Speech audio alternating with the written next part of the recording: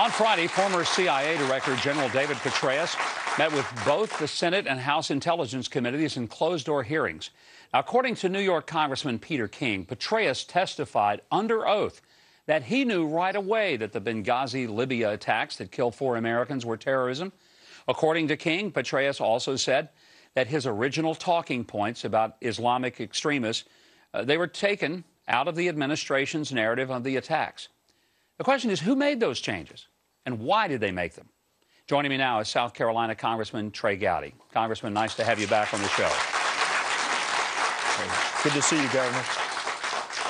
Is there any way possible that the White House did not know that this was terrorism, now that you've heard the testimony of General Petraeus?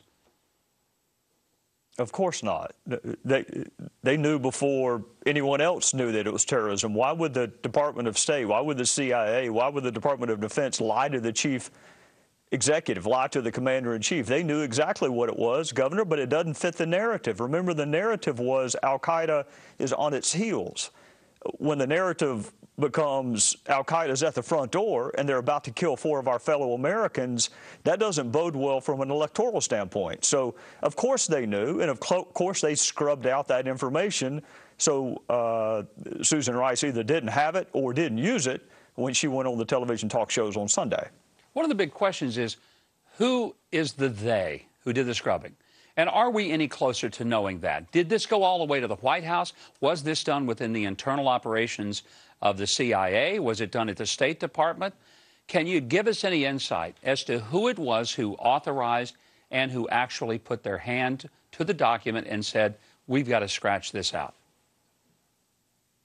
No, sir, we can't, and that is a sub-tragedy to a larger tragedy that government can scrub out salient, relevant information, and we're no closer to knowing who did it or why. I suspect we know why, but we're no closer to knowing who did it than we were on September the 12th. But I'll also say this, Governor, we've had 2 hearings now, one closed and one open. So we have only just begun. I understand the need to have closed-door hearings for classified information, but this is the same administration that wants to try terrorists in open court with full discovery in front of the media in New York City. So we're going to have open hearings as soon as we get back. As soon as the new Congress is convened, we're going to have open hearings, and we can ask people under oath with penalty of perjury the very question you just asked me.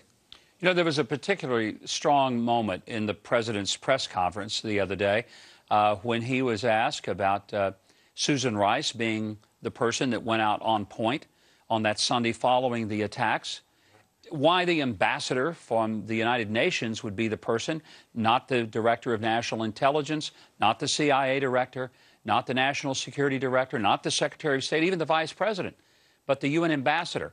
And when questioned and challenged about her testimony, this is what the president said, and then I'm going to get your reaction to it. If Senator McCain and Senator Graham and others want to go after somebody, they should go after me.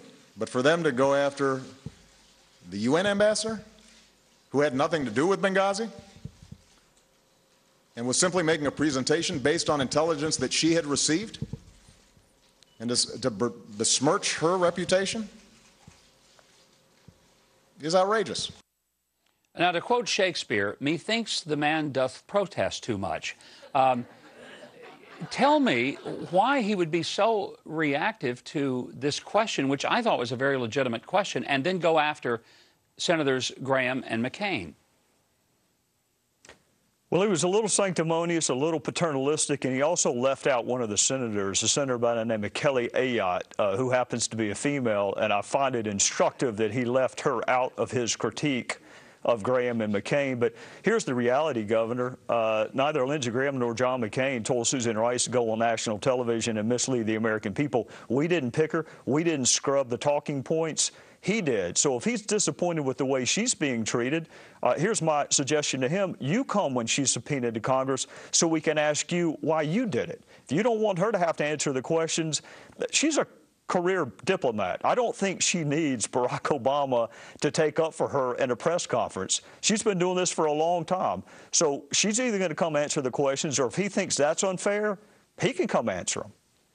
Congressman, when you were on the show a few weeks ago, you at that time had indicated that you felt like General Petraeus needed to come and testify, and you would be willing to compel him to do so. Right now, I mean, he has done that, and he did it voluntarily. He didn't have to, but he did it under oath. What about Hillary Clinton, the Secretary of State? Will she be subpoenaed if she does not voluntarily come to the committees and go through a full time of testimony? The short answer is yes, but I believe she's already volunteered to come. But here's the issue, Governor. General Petraeus has come once. He hasn't come before the Oversight Committee. He hasn't come before Judiciary. He hasn't come before other committees of jurisdiction. The notion that you can just come once in a closed-door hearing with no cameras and the public not know what's going on and the rest of us not be able to ask our questions, that's not going to cut it. I appreciate the fact that he came, particularly during a difficult week, but once is not enough in a four-person murder investigation. He may find himself back on Capitol Hill.